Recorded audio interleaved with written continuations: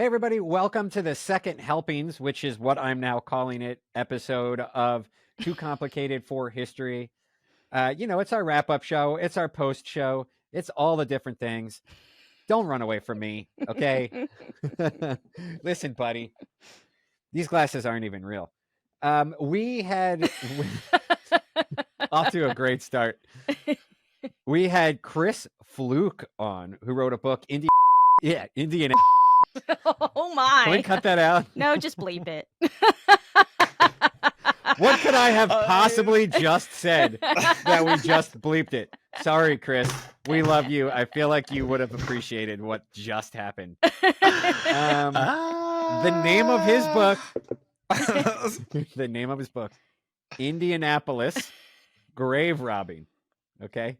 A Syndicate of Death by Chris Fluke, F-L-O-O-K. Ooh, spooky. It is our Halloween episode too. Yeah, and it's awesome. In fact, the suggestion came up in the episode that we do this every year because he's writing another book about historical ghost stories. Mm-hmm. Awesome. So yeah, so we'll keep that on. We'll keep that around. We'll keep that around. Yeah, it was a great episode. A lot of interesting things. Lynn, I loved your teaser. About, right? I mean, I do that all the time. I'm always putting things down. You look away, look back. Where'd it go? Yeah, but that doesn't usually happen with Grandma. Well, it maybe it does, and we just didn't know. What was your reaction to the episode? How? Woof. I thought it was awesome.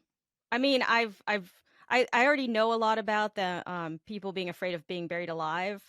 And sort of all the things they did to sort of ensure that they weren't. Bushrod Washington, actually, nephew of George Washington, had like a window in his casket, I guess, so he could wake up after he's buried and see the dirt before he dies. I don't know. But yeah, what do you do with that? I love that kind. I know, right? You need the bell, the little string with the bell. But I love this kind of stuff. I'm pretty twisted. Yeah. How about you? Oh man, there was so much about this episode that was so fun and gross and disgusting. And I think one of the things that really stuck out to me kind of like visually at the start was like talking about how they would literally winch bodies out from the middle so that if people dug down near the headstone, they wouldn't see that the casket had been altered or opened or gutted. And it was just the idea of like a body being folded in half, pulled up, and then given to a doctor to learn about surgery. The folding in half is very visual. Like it's more cartoon Bugs Bunny-ish, but I can imagine like it being folded in half and being pulled up through a. It's so gross. Well, like you would have to, and it's the wrong folding, by the way. We're not supposed to fold most that likely. Way. Yeah, I was gonna say like you might have to flip them on their stomachs first because like. You don't want to break their back, Yeah, that might hurt. They don't need that. Yeah. They don't need it. I know. Well, it's funny. We joke around, even though it's like horrible. And Isaac, I was just giving him a hard time because he was laughing the entire time. But you could tell. I mean, I know Isaac well. I hope our audience does at this point. But it's uncomfortable. Right. There's a level of like, it's disgusting, really. It's interesting. It's unique. There's a ghost story element to it, but oh my God, I'm uncomfortable with death. I mean, there's a level of like, we kind of have to laugh about it in order to, not be grossed out. Or deal with it. Joke, not be grossed out. Yeah. I mean, they pickled people to keep them fresh. I like pickles. I mean... Who would have thought? Like, hey, it works for cucumbers. Right? Yeah. Why not people? Same thing, right? All those cucumbers being dissected, wouldn't work without. Yeah. I thought about this recently before we even did the episode and chatted with Chris because I, as everyone makes fun of me for in this group, go to the dentist quite often. Jordan might actually be a dentist. He's at the dentist so often. I learn something every time. Yeah, hey, listen, I just want to have nice teeth, and I do something about it. But here's the thing. They decided on this repeat offender tooth that they're just going to replace it with a gold crown.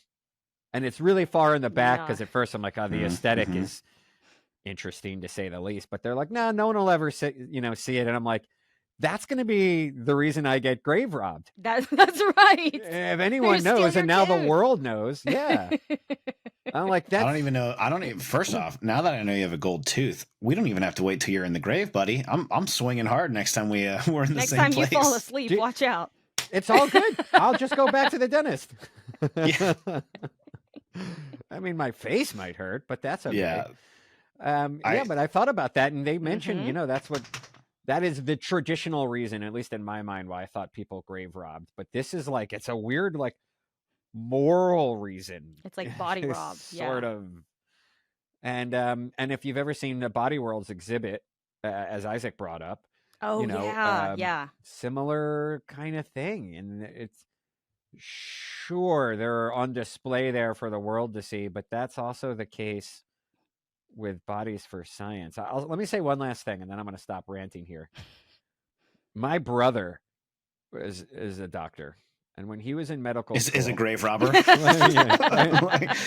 Like you took such a serious brother tone. I was like, is oh a boy, doctor. here we go. Yeah, so I don't This want to is speak not- ill of grave robbing because I don't want to hurt the family business. No, my brother is a doctor, and naturally, one of the things he had to do for class is dissect bodies. And I said, I have this weird, morbid curiosity. I kind of want to see what that looks like. I mean, Mhm. I'm so horrified by it, but that my thinking was exposure therapy, and like, honestly, it was the most unique thing I think I've ever seen. Why? So you went and went. saw him Not cutting open a dissect. cadaver? No, I went and saw all of the cadavers. There were about 10 laying in Wow. different various stages of being explored. Hardcore. Super hardcore. But here's why I wasn't as morbid as I thought it would be. It proved to me the existence of a soul. Because even though some of these bodies were freshly deceased, they didn't feel real. It Yeah. felt like, I worked in movies. It felt so much like a prop that it didn't feel like that was someone's person. And I think that So the only thing I'll challenge you on there, and not the soul, or I mean that's a much larger We don't have time for that. conversation. And I mean, hey, like that's I just said, incredible like, it felt like no for life. you. Yeah. Yeah, but also those aren't people that you have any connection That's to. true. So like, Mhm. as someone that has, and I don't necessarily disagree, as someone that's seen, deceased family members, whether it was the funeral or whatever, right? And there is this weird disconnect. Yeah, like I could never do a wake. But it's just not. But it's just not your person, your own person. So like that's where I think the disconnect. Speaking of seeing all of these bodies, I'm gonna bring us back to the episode really quickly, so we're not like down this this Morbid. terribly sad path. Which, look, that's exactly what the show is, right? Like understanding that people are losing. The fact that there were so many bodies in an ice cream factory. Right? Just hanging Oh my there like on gosh. hooks, like meat hooks, I guess. Yeah. Oh my goodness. Well, it Man. explains why Ben and Jerry's has that dead body flavor that they introduced. Yeah. Those You better chunks bleep Ben have and been Jerry. really chewy recently. Oh and my I just haven't gosh. figured. Oh my god. Yeah. Is that why it's called a Ben and Jerry's core? We do not mean that. If you want Ben and Jerry's, please sponsor us. We would take any They and have all delicious samples. ice cream. Yeah. Yes, they do. They do. Both vegan and non-vegan That's right. options. Absolutely. So and gluten-free options. Well, I think based Um, on what both of you were saying, I think that's why that they tried to, was it the doctors or the colleges? They were trying to get bodies from institutions, so like orphanages and jails and things like that, Ugh. which is kind of crazy because you're kind of saying, well, you're an orphan. Nobody cares about you. We'll Ugh. take your body. Oh, you're in jail, so your family doesn't love you anymore. We'll take your body. You know, I it's kind of weird that that's what they fell back it's on. institutions where the individual has seemingly less rights. I mean, don't get me started Right. about the prison system and voting. I mean, that's Oh, a whole yeah. other thing. Yes. Yeah. But moving on. need- But We don't. Jordan's so hot we takes. won't. so we won't. We won't, yeah. But I mean, yeah, it is crazy that they just opted to do that. Right. And I mean, it always comes down to, I think, a socioeconomic issue. Right. And that's, he talks about it in the episode, right? Like Mhm. the cemeteries they were robbing, nailed it. Robbing were mostly more rural and very or less income, right? Mhm. Like Yeah. typically slightly poorer areas that, you know, And they'd probably people have, I wouldn't. mean, they'd be in pine boxes even later when Yeah. the richer people had like the nice fancy boxes, something easier to break into. Right. As The he was saying, the old metal soldered submarine. Right, exactly. No one's You getting into know, that. no one's getting in or this. out. Yeah, they all have the stethoscopes too. Yeah. Just in case you're still Periscope. alive, you know. Yeah, the periscope. Oh yeah, Hell not yeah. stethoscope. That's the thing for you. I just agreed. I'm- Like, Am I yeah. still All alive? right. Yeah, we're No. yeah, they have one of those too. But I'm just gonna do this now. No, but another thought that crossed my mind along these lines is like, Yeah. some people might be like, well, you're dead. It's not like they were killing these people. These people were dying. But here's something interesting you may or may not have Mhm. known about me. I'm super sensitive about what happens even after I die. Like, I would never want to donate my body to science. I don't even want to be cremated, because the idea of being burned, even though I'm not alive, is like horrifying. I would rather my shell kind of go back to the earth. And, I know someone will say, well, yeah, but when you're buried, you're just kind of rotting away. Yeah, but you're becoming what you once were, like through the process of nature versus intervention, which is burning or something like that. So I don't know. It's like, so they say So you're saying desecration. it should be like being an organ donor. You should have to put on your, driver's license. Well, or whatever they had back Absolutely. then. They should have asked them first and said, "Hey, if you're in jail, Well, hey, can you donate your body to science after you die?" Exactly. But Exactly. I guess not Yes. enough people were willing to do that or knew about that. Yeah, Mhm. and I think there's also a lot of like spirituality and religious aspects that, like, if you're not paying attention to, or not respecting Mhm. various cultures, I am to a certain degree of the mindset that, like, anyone's body who can help progress science, once they've passed away, like, yeah, that's helpful. But I also respect the idea that, like, no, I don't want my body used for that stuff, and that Mhm. should be a choice. Right. Both sides, right? Like, agreed. Mhm. You Yeah. need that. And I'm so glad there are people out there that feel that way. And I'm Yeah. a man of science and medical research. I just, I just, for me, right? Yeah. Well, okay, so now going to the other one of the other things that really stuck out to me, that was like also it feels morally or kind of gross in more ways than one, but trying to find people who were deformed or had some type of disability, Right. and they wanted those bodies, and they didn't even necessarily have to be fresh. Yuck. Right. Um Because they wanted to study so that someone else had it. So I mean, the reasoning behind it, you can understand. They need to study this so yeah. if someone else has this, they can figure out what's going on internally and can they help them. So Yeah. it's like Yes. good reasoning, but it's still Yeah, oh but my you know It's what? You know yucky. what that reminds me of is every villain from a well-written like movie. The villain always believes they're right. In Right. very few instances, maybe the Joker, they want to just have chaos for the sake of chaos. It's always a noble crusade for both sides.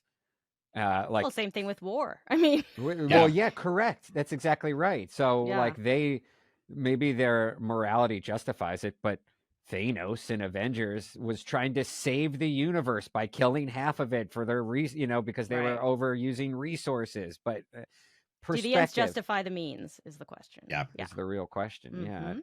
I don't know. I don't think that, for me, time has not made there be a clearer answer. Right. No. How I do think they I do it was now? I felt Sorry, really go ahead, Lynn. frustrated that the doctors kind of got away with it.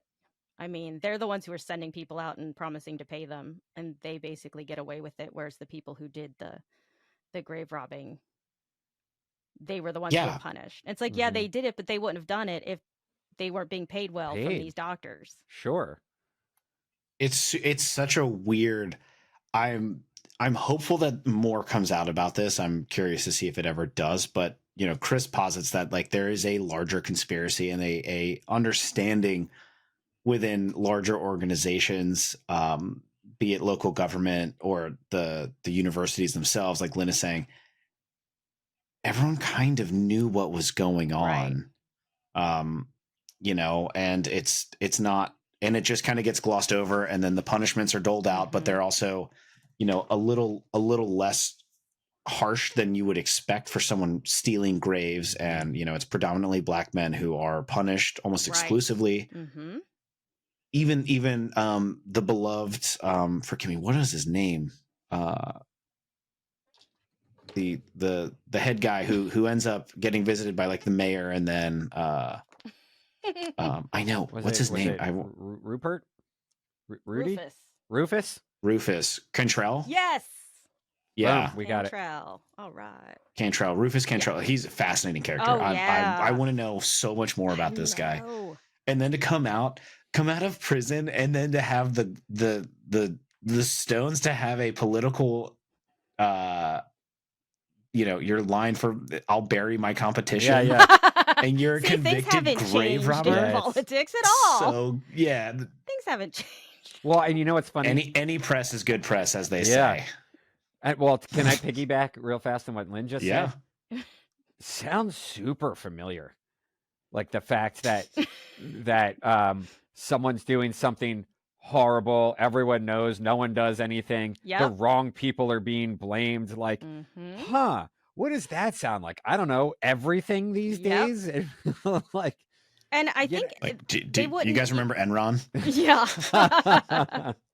I don't even think they would have investigated if people weren't complaining. It's like they had to do something because people started finding empty graves. And so they're like, okay, now we have to like actually put on this puppet show and make it look like everyone's being punished. And, you know, but I think if no one had started complaining, it probably just wouldn't.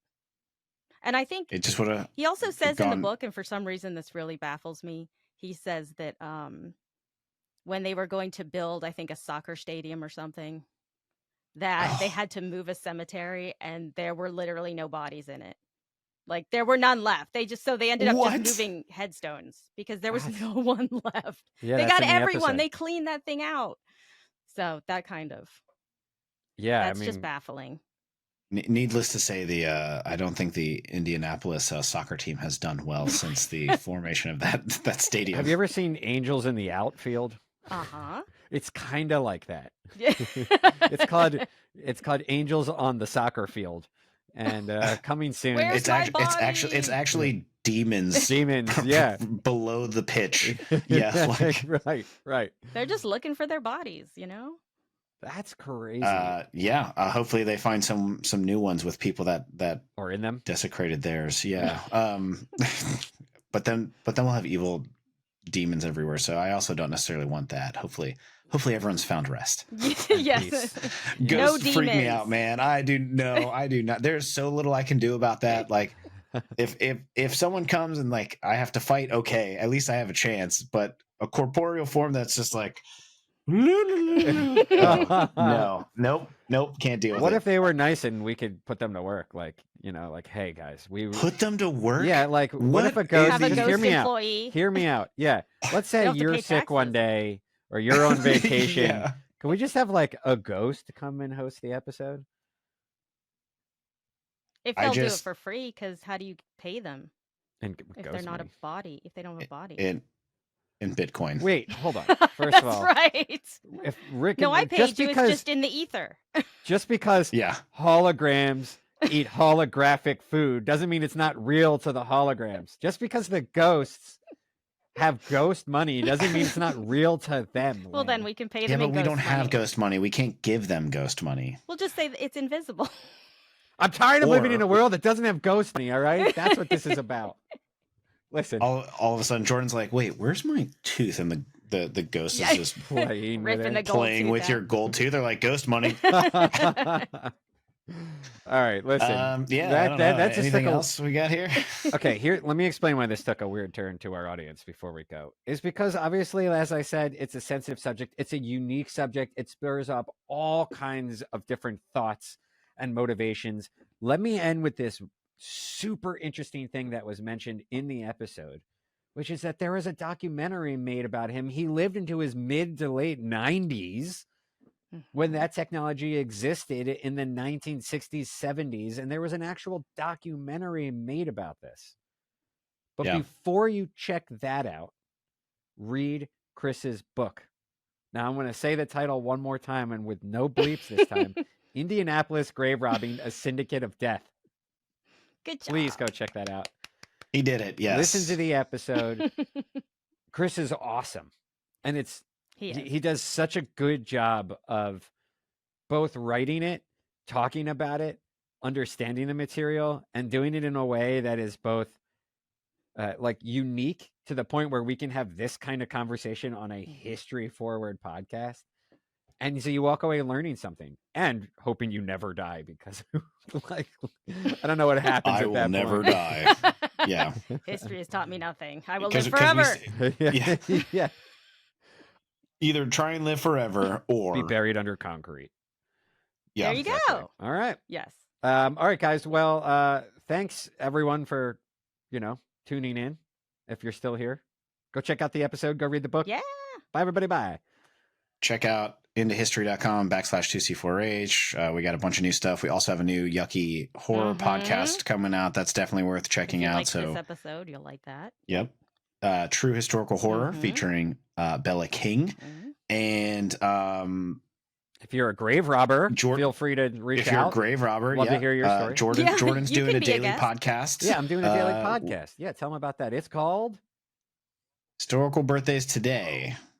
And if you were born today, you share a birthday with someone that Jordan is telling you. That's right. Hey, everybody. Does that sound familiar? Oh, there it is. I did the voice. I thought I was about to start. Yeah, I think we have another project that's going to be releasing soon. It's a collaboration with R2 Studios.